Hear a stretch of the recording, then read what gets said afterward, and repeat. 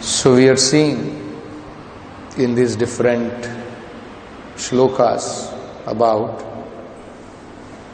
how Brahmaji gave birth to many of his different varieties of sons. And the most important work of these sons was basically to populate the whole universe with living entities and thus assist Brahmaji in his work. In the beginning we saw the 4 Kumaras were born and they were not inclined materially, they were inclined spiritually. Out of anger later on, from between the eyebrows of Brahma, Rudra, Shiva was born, and then Shiva was also given the work to increase the population. The population which came out from him were predominantly in Tamoguna, and they started creating a lot of devastation. Later on, then further Brahmaji created many other great personality like Marich and many other, Daksha, all those examples were given.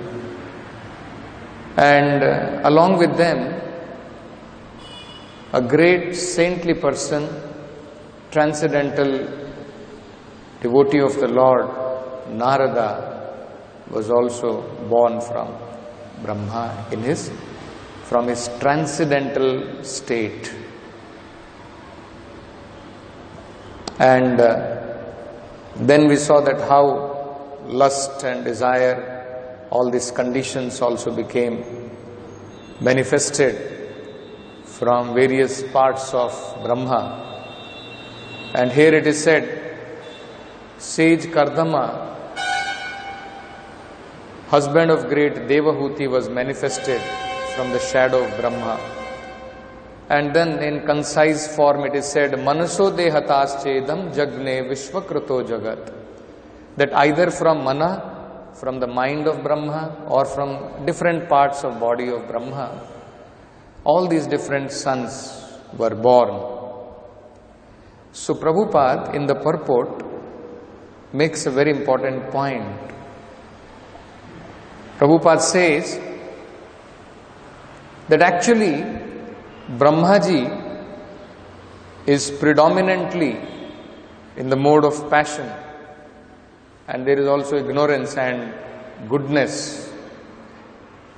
But in spite of that, we see that even though most of the sons born were either in passion or ignorance, but sometimes there is goodness also.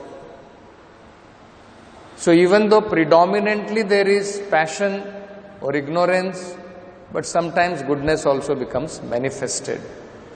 And thus, great personality like Kardama Muni, who were predominantly in the mode of goodness, they also took birth. And sometimes, great personality like Narada was born from transcendental state of Brahma. So it's very significant what Prabhupada is quoting in the purport. Although one of the 3 modes of material nature is always prominent, they are never represented unalloyed by one another. That means some people are predominantly in Tamoguna. Some people are predominantly can be said to be in Rajoguna. Some people are predominantly in Sattva-guna. But still, in the material world, when we are conditioned, when we are in the conditioned state, none of the one guna is present unalloyed. It is never that only Rajoguna is present, only Sattva Guna is present, or only Tamoguna is present. That is not there. In fact, what happens, basically, even though predominantly person may be in Sattva Guna, let us say, but still sometimes Rajoguna becomes predominant. And sometimes we also find, that's why sometimes we get surprised, that this devotee was predominantly in Sattva Guna, how suddenly he has acted abominably sometimes. Correct? That is what is very important to understand. Very significant point, what we will try to understand. So somebody is predominantly in Sattva Guna, most of his activities are filled with Sattva Guna. Most of his actions are performed in Sattva Guna, but always, three modes are always fighting to surpass each other. Even when a person is in Sattva Guna, Tamo Guna is fighting to overcome Sattva Guna and to suppress both Rajoguna and Sattva Guna. Tamo Guna is fighting. Somebody is in passion, Rajoguna, Tamo Guna is fighting that no, this person should also be overcome by Tamo Guna. Or when a person is in Rajoguna, Tamo Guna is fighting and Sattva Guna is also fighting. So always, there is no unalloyed guna the person is influenced by in this material world.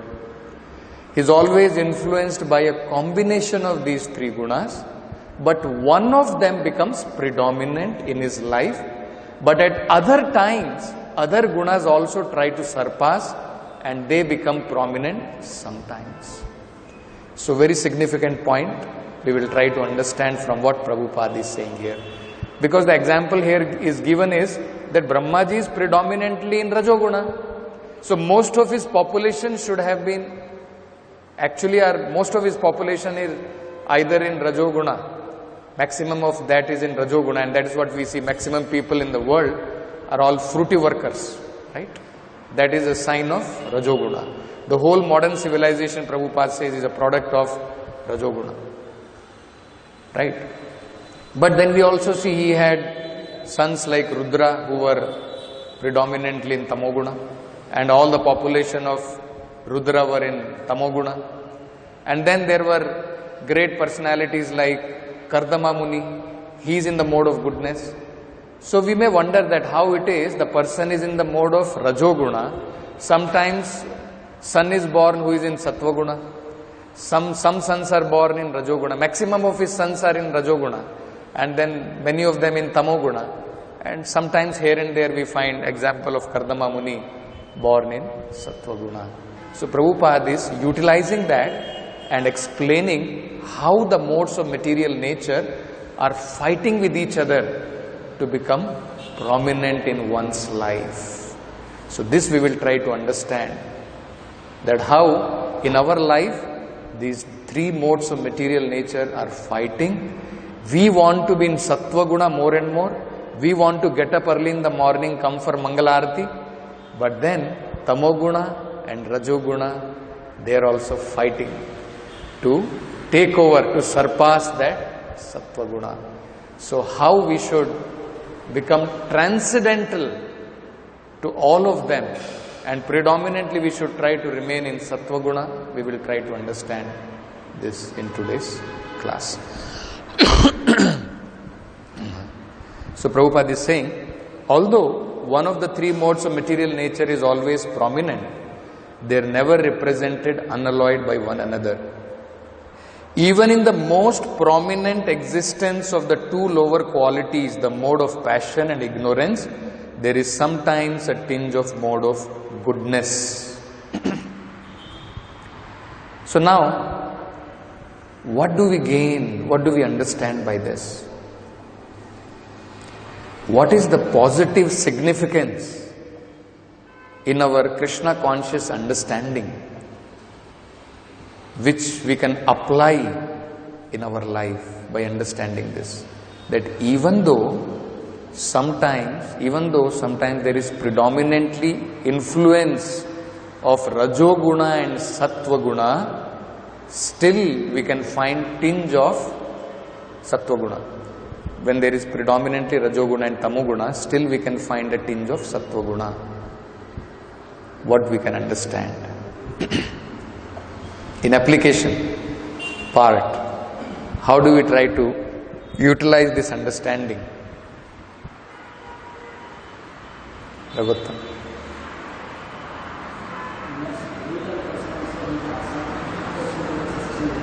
Yes. So every living entity has some hope. Tinge of Sattva Guna is there. We can still fan it. Isn't it?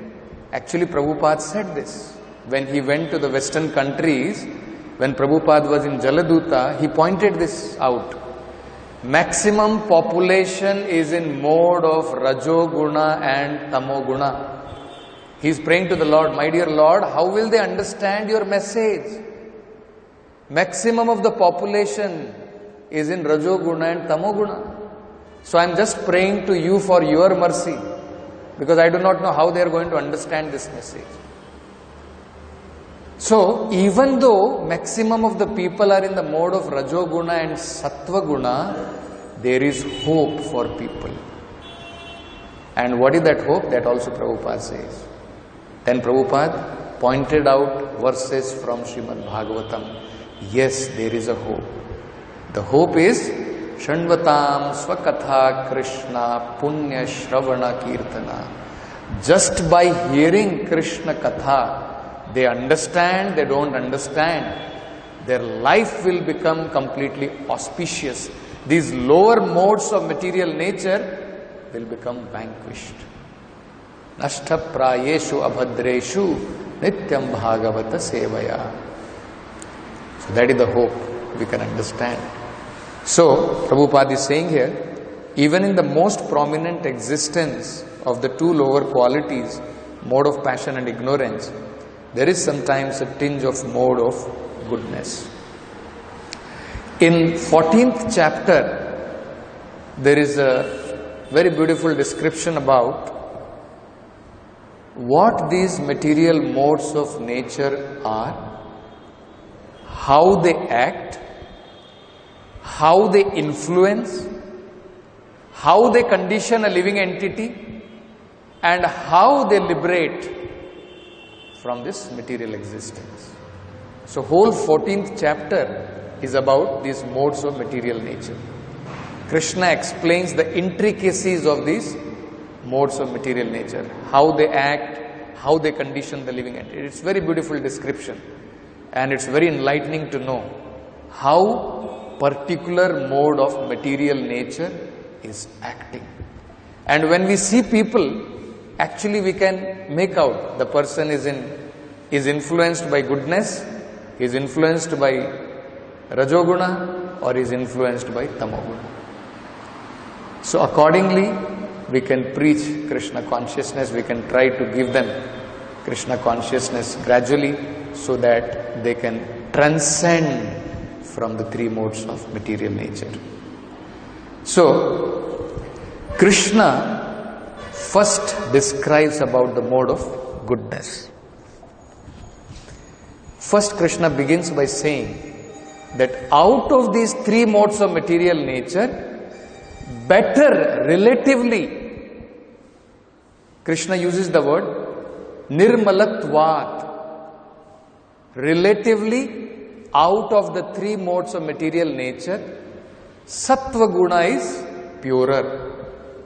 It is not completely pure, it is not unalloyed goodness. Sattva Guna is relatively purer from other modes of material nature. How it is pure? Why it is pure? By what we can understand it is pure? The characteristic of this guna, when somebody is influenced by this guna, is prakasham and anamayam. Prakasham means his life becomes illuminated and his sins are vanquished, destroyed. You see? Why it is called purer? Because when one is influenced by sattva guna, his life becomes illuminated and his sins are destroyed. Then what is the effect of this? Suppose somebody's life becomes illuminated, somebody's sins are destroyed. Then how the person life gets influenced by them? How his activities will become influenced by them? Garudadaja. Suppose in our life is illuminated and our sins are destroyed. What will happen to our life? Becomes peaceful, good.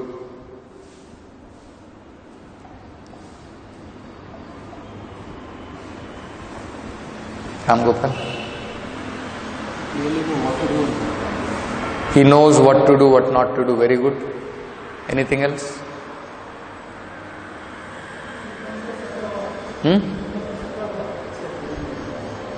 More loudly.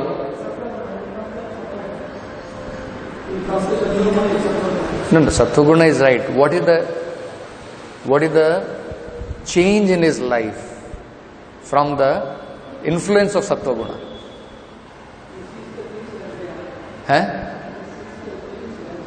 As they are. He starts seeing things as they are. Very good. So Krishna explains, Prakasham leads to Jnana.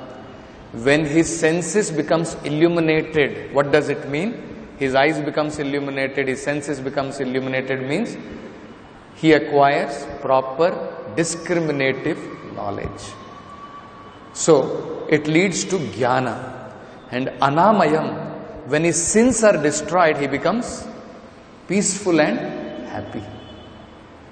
We are all suffering. We are not having that material happiness also we are not having. Why? Because actually our life is filled with sins. If people's sinful reactions are destroyed materially, he becomes happy. So Krishna says, but what happens? These two things condition him. He is also conditioned. How he becomes conditioned? I have better knowledge than others. So he becomes proud of his knowledge. Jnanam. Because he is illuminated in that knowledge. And his life is more peaceful and very happy. Materially he is very happy. He becomes conditioned to that happiness. That yes, this is life. So Sattva Guna also binds the living entity. Very beautifully Krishna explains. How he becomes bound? So Krishna says, in Sattva Guna, one becomes bound by Jnanam and Sukha. So one becomes bound by happiness and Sukha. In the purport of this verse, Prabhupada explains very beautifully how we can recognize the living entity in different modes. 3 simple definitions he gives. One is, the living entities conditioned by material nature are of various types. Grossly, they can be divided like this. One is happy, another is very active, another is helpless. See? This is how broadly we can describe. Sattva Guna, one is bound by happiness. Another is very active. Rajoguna, one is bound by material activities, works hard for material activities. Another one, he is completely helpless. You see? Broadly, this is how Prabhupada beautifully describes. So, what is the person bound in goodness? What are the 2 things? Happiness and knowledge, Jnana. Prabhupada gives the example of scientist. Every scientist thinks that my knowledge is better, isn't it? They are the example. Or philosophers, they think that they know the philosophy of life. So they become bound by that knowledge. Or poets, like many examples we can see, Rabindranath Tagore, such kind of people. They are not working very hard to make a living of their life. They are not creating some skyscrapers building, isn't it? They are more peaceful, more happy in their life. But they are bound by that happiness, or the Brahmanas. They are bound by that happiness and that knowledge. Next, Prabhupada explains about passion. Passion is born from unlimited desires and hankering. So passion is born, Rajoguna is born from unlimited desires and hankering. That is called as Raga Atmakam and Trishna. Raga Atmakam means unlimited lusty material desires. That is called Raga Atmakam. And Trishna means hankering.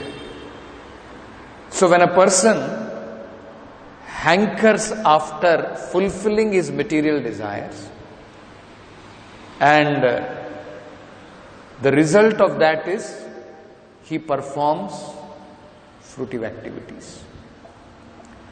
So that is called as Nibadhnati Karma Sangena. He becomes bound by fruitive activities. The person in goodness is bound by Sukham and Jnanam. The person in passion is bound by fruitive activities. That is the sign. How is he bound? He becomes bound by performing lots of varieties of fruitive activities. He wants to be happy in this life. He wants to be happy in the next life. Go to heavenly planets, perform this activity, perform that homa. So that is called as fruitive activities. Then, further about ignorance, Prabhupada describes, this is born of Ajnanajam. It is born without knowledge, lack of knowledge. Tamoguna is significant, it is born from lack of knowledge. In the purport of that, Prabhupada describes, the word used is two. It is distinguished from Rajoguna and Sattva-guna, Prabhupada says. It is a special quality of living entity. Tamoguna, Prabhupada says, is a special quality because it brings delusion, moham. And Prabhupada says it is completely opposite of both Rajoguna and Sattva-guna. How Tamoguna is opposite to Rajoguna? Anyone? It is opposite of Rajoguna also, and it is opposite of Sattva-guna also. In what way it is opposite to Rajoguna? Yes, no activity. He doesn't want to perform any activity. He is lazy. And how is it opposed to Sattva-guna? No knowledge. So, see the difference. In Sattva-guna, the person is also inactive, materially inactive. In Rajoguna, the person is materially very active. In Tamoguna, he is inactive, but foolishly inactive. In Sattva-guna, the person is materially inactive, but spiritually is very active. That is the distinction. See? In Sattva-guna, the person is illuminated. He is not materially active, but he can become spiritually active. Whereas in Tamoguna, he is foolishly inactive. So it is opposite to both Rajoguna as well as Sattva-guna. So here, it is born by Ajnana, leads to delusion, mohanam, and the living entity becomes bound to three things: Pramada, Alasya, Nidra. Pramada means madness, because when a person is mad, he does not know what is to be done, what is not to be done. That is called madness. Alasya, laziness. That even if such a person is invited, please come to the temple, he says, I have no time. Nidra. And Prabhupada says, actually 6 hours sleep is more than enough. More than that, 1 more hour we can take. But these people want to sleep 12 hours in a day. Isn't it? And they are bound by intoxication. So, person in Sattva Guna is bound by Jnana and Sukham. Rajoguna is bound by Karma, activities, Karma Sangena, fruitive activities. And the person in Tamoguna is bound by Pramada, Alasya and Nidra. So this is how these 3 modes of material nature bind the living entity in this material world. They root the living entity into the material world. So in the purport of the 10th shloka, where after describing how the living entities act according to the 3 modes of material nature, Krishna says in same thing in Bhagavad Gita also, that these 3 modes of material nature are always fighting to become prominent. But it depends on us which one we feed more. You see? Which one we feed more. If you feed more of Sattva Guna will become more prominent. If you feed more of Tamoguna will become more prominent.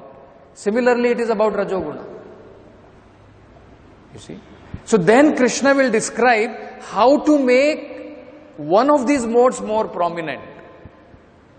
You take food in Sattva Guna will try to become prominent. You try to associate with people in Sattva Guna will take more prominence in your life. You see? So there are different factors which affect these gunas. If those activities we try to perform more in Sattva Guna, which will affect our Sattva Guna, then what will happen? Predominantly we will remain in Sattva Guna. You see? So very beautifully Prabhupada explains in the purport. If one wants, he can develop by practice the mode of goodness and thus defeat the mode of ignorance and passion. By practice, we can all cultivate goodness. So this is very significant. No living entity is condemned to be in Tamoguna or Rajoguna eternally. No one is condemned like that. We should always know all these gunas are fighting within us and they want to take prominence. Now which one we want to feed, that will become prominent. Those activities we should do, those kind of food we should take, those kind of association we should take, by which Sattva Guna will become more and more prominent by practice. Getting up early in the morning with rules and regulation will gradually fill our consciousness, our mind with Sattva Guna. Associating with devotees, taking only prasadam, sattvic food, will fill our life predominantly with Sattva Guna.